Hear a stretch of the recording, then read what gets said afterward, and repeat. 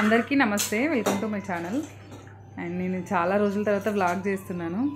దాదాపు ఒక 1.5 year అయింది అనుకుంటా వ్లాగ్స్ పెట్టగా. ఎందుకంటే సడన్గా ఎందుకు ఆపేసిన అంటే టైం ఉండట్లేదు. నేను ఒకవేళ నేను షూట్ చేసినా సరే వాటిని ఎడిట్ చేసి పోస్ట్ చేయడానికి కూడా టైం ఉండట్లేదు అనమాట. ఆఫీస్ నుంచి ఇంటికి రాగానే ఫుల్ టైర్డ్ అయిపోవడము, ఇంకా మళ్ళీ ఆ తర్వాత వంట, గిన్నెలు, పిల్లలు, ఇంకా వీటితోటే సరిపోతుంది అనమాట. అసలు డే ఎట్లా గడుస్తుందో నాకే అర్థం అవ్వట్లేదు, అంత ఫాస్ట్గా గడిచిపోతుంది అనిపిస్తుంది. సరే అని మళ్ళీ కొంచెం గ్యాప్ తీసుకొని మళ్ళీ రీసెంట్గా స్టార్ట్ చేసినాము. మొన్న సమ్మర్ హాలిడేస్లో మా ఊరిళ్ళు ఉంటాం అనమాట. సో అప్పటి నుంచి మళ్ళీ కొంచెం ఎందుకో తెలియని ఇంట్రెస్ట్ అనమాట. అప్పుడు కొంచెం పిల్లలకి హాలిడేస్ ఉంటాయి కదా, సో నాకు కూడా కొంచెం వర్క్ తక్కువ ఉంటుంది. అంటే వాళ్ళతో కొంచెం హడావిడి ఏమి ఉండదు పొద్దున్న లేసి చేయడము. సో మళ్ళీ కొంచెం ట్రై చేద్దాము, ఏదైనా పోస్ట్ చేద్దాము అని చెప్పేసి మెల్లిమెల్లిగా ట్రై చేస్తున్నాను. పర్వాలేదు, అప్పటి నుంచి అయితే మళ్ళీ కొంచెం సబ్స్క్రైబర్స్ పెరగడము, వ్యూస్ పెరగడము అది అవుతుంది.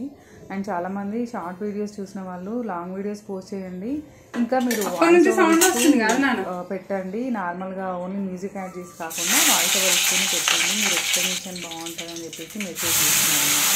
సో అందుకని చెప్పేసి మ్యాక్సిమం వీలైనంత వరకు అయితే ట్రై చేస్తారు లాంగ్ వీడియోస్ అయితే.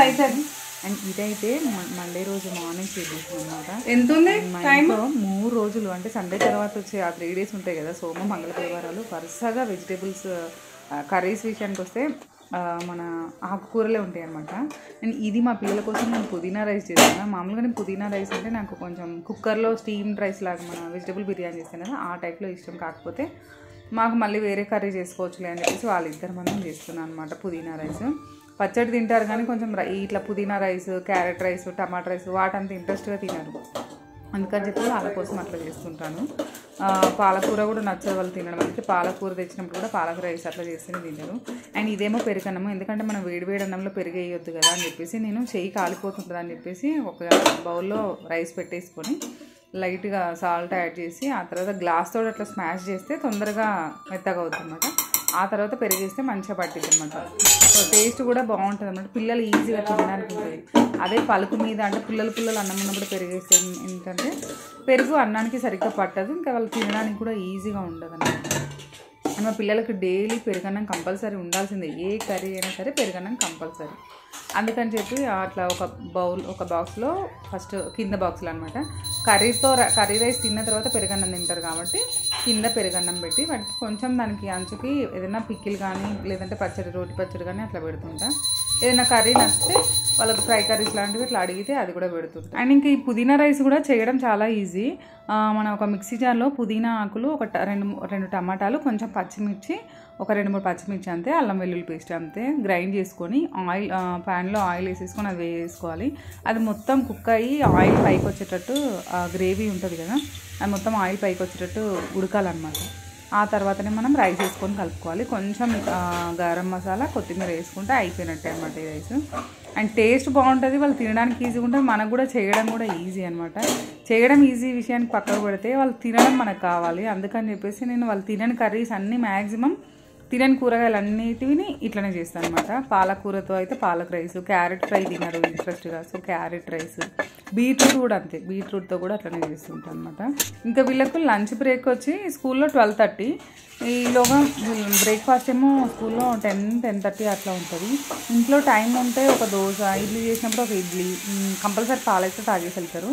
అట్లా టైం ఉంటే ఒక్కొక్కటి అట్లా తింటారు. కాకపోతే మళ్ళీ 10:30కి కంపల్సరీ ఉండాలి కాబట్టి నేను బయట ఫుడ్ అయితే ఇప్పటివరకు పెట్టలేదు వాళ్ళు పుట్టినప్పటి నుంచి కూడా.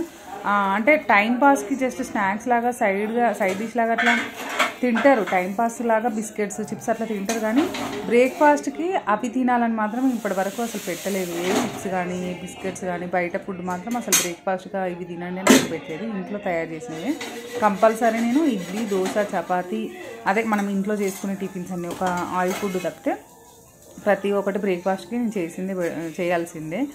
వేరే పిల్లలు రెడీమేడ్ ఫుడ్ అంటే బయట దొరికే ఫుడ్ తీసుకొచ్చుకుంటారట. అదే మా పిల్లలు ఇంటికి వచ్చిన తర్వాత చెప్పుకుంటారు అనమాట. వాళ్ళు రోజు ఒక ఐటెం తెచ్చుకుంటారు, ఒకరు సమోసా అని, ఒకరు ఇట్లా బజ్జీలు అని అవి ఇవి తెచ్చుకుంటారు. కొంతమంది అయితే చిప్స్, కొంతమంది ఏమో మనకు బయట అప్పాలు దొరుకుతాయి కదా, మన చిరుతిళ్ళు స్నాక్స్, అవి తెచ్చుకుంటారని చెప్తుంటారు. నేను ఇంకా చెప్తూ ఉంటాను అనమాట, అట్లాంటివి తినొద్దు నాన్న, మన ఇంట్లో చేసుకున్నవి తినాలి అని చెప్పేసి. సరే ఇంకా వాళ్ళకు కూడా చిన్నప్పటి నుంచి ఇదే అలవాటు కాబట్టి అంతా అవి కావాలి ఇవి కావాలని మాత్రం అడగరు. నేను బాక్సులు పెట్టిన తర్వాతనే పాలు పోస్తాయి. ఈలోగా వాళ్ళు స్నానాలు చేసుకొని రెడీ అయిపోయి కూర్చుంటారు అనమాట. మా ఆయన పూజ చేస్తున్నాడు అనమాట. సౌండ్ వినిపిస్తుంది కదా, గంట సౌండ్. సో నా వంట పని ఆయన పూజ పని రెండు ఒకే టైంలో కంప్లీట్ అవుతాయి. నాకు పెద్ద ప్లస్ పాయింట్ ఏంటంటే మా ఆయన రెగ్యులర్గా ఇంకా ఆయనే పూజ చేస్తారనమాట. నాకు అసలు కుదరదు. మా పిల్లలు ఇంట్లో నుంచి బయటకు వెళ్ళేదాకా, అంటే స్కూల్లో దించి వచ్చేదాకా అసలు నాకు ఇంకా వేరే పని ఏం ముట్టుకోను. ముందు వాళ్ళను పంపించిన తర్వాతనే మిగతా ఏమన్నా సపోజ్ అంటే ఇప్పుడు వాళ్ళకి ఒక రైస్ ఐటెం చేసి పంపించిన, నెక్స్ట్ మాకు వంట చేసుకోవాలంటే నేను బాక్స్ తీసుకెళ్ళాలి, మా హస్బెండ్ తింటాడు కాబట్టి మా కోసం మళ్ళీ బ్రేక్ఫాస్ట్, మళ్ళీ లంచ్ ప్రిపేర్ చేసుకోవడము, ఇంకా టీ పెట్టుకొని తాగడం, ఇదంతా ఒక 1 అవర్ 1.5 అవర్ పడుతుంది అనమాట. సో అందుకే వాళ్ళు వెళ్ళేదాకా నేను ఇంకా వేరే ఏవి ముట్టుకోను. ఇంకా 2 పెద్ద టాస్క్లు అయితే అయిపోయినాయి. నేను ఒకటి వంట చేసి వాళ్ళని పంపించడము, మా హస్బెండ్ ఏమో పూజ చేయడము. ఇంకా డేలో కొంచెం ఈజీ అనిపిస్తుంది అనమాట నాకు. అట్లా నేను ప్రత్యేకంగా మళ్ళీ ఇదంతా పని చేసుకొని స్నానం చేసి పూజ చేయాలంటే అంత టైం ఉండదు. మళ్ళీ నేను 10 కల్లా ఆఫీస్కి వెళ్ళాలి కాబట్టి ఇవన్నీ కుదరవు కాబట్టి సో ఆయన చూసుకుంటాడు. అది నాకు కలిసి వచ్చిందనమాట ప్లస్ పాయింట్. ఇది గోంగూర మన మార్కెట్లో అంటే మేము ఏదంటే కొంచెం కూరగాయలు తక్కువ రేటు ఉంటే ఎక్కువ తీసుకొస్తాం. అవి వాటిని కొంచెం గోంగూర పచ్చడి కూడా అందరికి ఇష్టమే ఇంట్లో. దీన్ని ఏం చేస్తున్నా అంటే నేను నిల్వ పచ్చడి పెట్టడానికి కట్ చేసి పెట్టుకుంటున్నా. మళ్ళీ నేను ఈవినింగ్ వచ్చేసరికి లేట్ అవుతుందేమో, మళ్ళీ పాడైపోతుందేమో. ఎందుకంటే మనకు మన లీఫీ వెజిటేబుల్స్ ఆకుకూరలు ఏవైనా సరే ఎంత మంచిగా ఉన్నా సరే ఫ్రిడ్జ్లో పెడితే వారం రోజులు అస్సలే ఉండవు. ప్లస్ ఒకవేళ మనం పెట్టినా కూడా వాటి టేస్ట్ కూడా తగ్గిపోతాయి. అందుకే నేను వారంలో వచ్చే ఈ 3 రోజులు మాత్రమే ఆకుకూరలు వరకగా వండేస్తాను అనమాట. పొద్దున కానీ సాయంత్రం కానీ కంపల్సరీ వండేస్తాను. ఫ్రెష్గా ఉన్నప్పుడు తింటేనే బాగుంటుందని చెప్పేసి చేస్తున్నాం. సో ఇంకా మా ఇంట్లో రోటి పచ్చడి కంపల్సరీ అవుతుంది. మన టిఫిన్స్కి అయ్యే చట్నీతో పాటు ఏదన్నా ఒకటి దోసకాయ పచ్చడి, టమాటా పచ్చడి అట్లా అయితేనే ఉంటుంది అనమాట. కాకపోతే ఇది ఇంత క్వాంటిటీ మేము తినలేము, మళ్ళీ ఫ్రిడ్జ్లో పెట్టుకొని తింటే అది వేరే టేస్ట్ చేంజ్ అయిపోతుంది, తినలేము అని చెప్పేసి క్వాంటిటీ ఎక్కువ ఉంది కదా గోంగూర అని చెప్పేసి నిల్వ పచ్చడి కోసం అది ముందు రోజే నైట్ ఆకులన్నీ తెంపి కడిగేసి నీళ్ళు వడగట్టేసుకొని పెట్టుకున్నాం. అది ఇంకా వాళ్ళు పోయిన తర్వాత చిన్నగా మంచిగా సన్నగా ఫ్రై అవ్వాలన్నమాట. నీళ్ళ చుక్క కూడా పడవద్దు, అట్లా సన్నగా కట్ చేసుకొని ఫ్రై చేసుకొని పెట్టుకోవాలి. ఆ ప్రాసెస్ నేను మళ్ళీ చూపిస్తాను. ప్రజెంట్ అయితే నేను ఇంకా పచ్చడి ప్రిపేర్ చేయలేదు, కాకపోతే ఆకులు వాడిపోతాయేమని చెప్పేసి కట్ చేసి పెట్టుకున్నా కదా అని చెప్పేసి ఫ్రై చేసి పెట్టుకుంటున్నా. ఫ్రై చేసి పెట్టుకున్నామంటే మనం పిక్లు ఎప్పుడైనా పెట్టుకోవచ్చు. ఇవేమో నిమ్మకాయలు. మాకు అసలు ఎండాకాలంలో ఎంత ట్రై చేసినా అసలు దొరకలేదు. నాకేమో రెగ్యులర్గా మాకు నిమ్మకాయలు తాగే అలవాటు, పొద్దున్న పూట అలవాటు చేసుకున్నాం. దాదాపు ఒక 6-7 ఇయర్స్ నుంచి తాగుతున్నాం. అవి మార్నింగ్ పూట తాగి ఒకటేసారి ఆపేస్తే ఏంటంటే ఇంకా వాటి మీదకే మనసు గుంజుకుంటూ ఉంటుంది అనమాట. కాకపోతే ఎండాకాలం తప్పదు, భరించాలి. ఒక్కొక్క కాయ 5 రూపాయలు 10 రూపాయలు అమ్మిన రోజులు కూడా ఉన్నాయి మాకు సమ్మర్లో.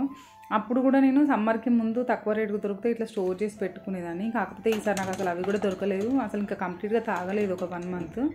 మళ్ళీ మొన్న కనిపిస్తే కొంచెం నల్లగా అట్లా మరకలు ఉన్నా పర్వాలేదు, జ్యూస్ బాగానే వస్తుందని చెప్పేసి ఏం కాదని తీసుకొచ్చుకున్నాము. అవి ఏంటంటే నేను నీట్గా అన్నీ కడిగి కొంచెం సార్ట్అవుట్ చేసి, మరీ పాడైపోయినాయి మెత్తగా అయిపోయినాయి తీసేసి సార్ట్అవుట్ చేసి జ్యూస్ చేసి ఒక బాటిల్లో స్టోర్ చేసుకుందామని చెప్పేసి. ఇంకా బాటిల్లో స్టోర్ చేసుకుంటే ఏంటంటే మన దగ్గర రెగ్యులర్గా ఎట్లయినా నిమ్మకాయ వాడతాం కదా వంటలో కానీ, పిల్లలు ఏదైనా రెసిపీస్ చేసుకున్నా సరే లెమన్ కంపల్సరీ కావాల్సిందే. సో అట్లా అని చెప్పేసి బాటిల్లో వేసి స్టోర్ చేసుకుంటున్నా. నిమ్మరసం పని బాగానే ఉంది కానీ తొక్కల సంగతి ఏంటి అబ్బా, నేనైతే తొక్కలను కూడా వదిలిపెట్టేది లేదు అసలు. నాకు అసలు 1-2 డైలీని ఒకటి తాగినప్పుడు ఆ ఒక్కదాన్నే వదలను అసలు. దాన్ని నేను స్నానం చేసే వేనీళ్ళలో వేసుకోవడము, లేకపోతే గిన్నెలు తోమే సోపు బాక్స్లో వేసుకోవడము అట్లా చేస్తుంటా. మరి అట్లాంటిది ఇన్ని నిమ్మ తొక్కలు పడేయాలంటే నాకు అసలు మనసు ఒప్పలేదు. అందుకే దాంతో కూడా ఏదైనా ఒక ప్రయోగం చేయాల్సిందే అని చెప్పేసి వాటిని ఒక గిన్నెలో తీసుకొని వాటర్ పోసి మరిగిచ్చేస్తే ఇట్లా వడగడితే ఇట్లా నీళ్ళు వచ్చినాయి అనమాట. దాని నుంచి బాగా ఎక్స్ట్రాక్ట్ అయింది అనమాట జ్యూసు. సో దాన్ని ఎందుకు వేస్ట్గా పారబోయడం అని చెప్పేసి పాత ప్రిల్లు డబ్బా ఒకటి ఉంటే దాంట్లో చల్లారిన తర్వాత దాంట్లో పోసి పెట్టుకున్నాం. ఇది నేనేం హ్యాండ్ వాష్లకి దానికి దీనికి వాడను, స్టవ్ క్లీన్ చేసుకోవడానికన్నా పనికి వస్తుందని చెప్పేసి దాన్ని వేస్ట్ ఎందుకు చేయాలని చెప్పేసి ఇట్లా డబ్బాలో పోసి పెట్టుకున్నాం. మనము ఈవినింగ్ కానీ పొద్దున కానీ కంపల్సరీ స్టవ్ క్లాత్తో క్లీన్ చేస్తాం కదా. సో వేరే కెమికల్స్తో తయారు చేసినవి ఎందుకు, ఎట్లయినా నేనైతే వేరే బయట ప్రోడక్ట్స్ వాడను. జస్ట్ ఆ ప్రిల్లు మనం గిన్నెలు తోముకునే సోప్ ఉంటుంది కదా, దాంట్లోనే కొన్ని వాటర్ యాడ్ చేసి స్టవ్ కడుగుతా క్లీన్ చేస్తా. కానీ ఇప్పటివరకు దానికి ప్రత్యేకమైన ప్రోడక్ట్స్ అయితే ఎప్పుడు తెప్పియలేదు కూడా. సో ఇదేదో బాగుందిగా ట్రై చేద్దాం, మంచిగా రిఫ్రెష్గా మన నిమ్మకాయ స్మెల్ వస్తుంది కదా, న్యాచురల్గా ఉంటుంది. అందులో నాకు సాటిస్ఫాక్షన్ అనమాట, నేను తయారు చేసింది నేను వాడుకుంటున్నాను అని చెప్పేసి అందుకని పెట్టుకున్నాను అంతే. ఈ బ్లాగ్ ఇంతటితో కంప్లీట్ అవుతుంది. నచ్చితే లైక్ చేయండి, సబ్స్క్రైబ్ చేసుకోవడం అస్సలు మర్చిపోద్దు. ఇంకో బ్లాగ్తో మళ్ళీ మిమ్మల్ని కలుస్తాను. Bye bye.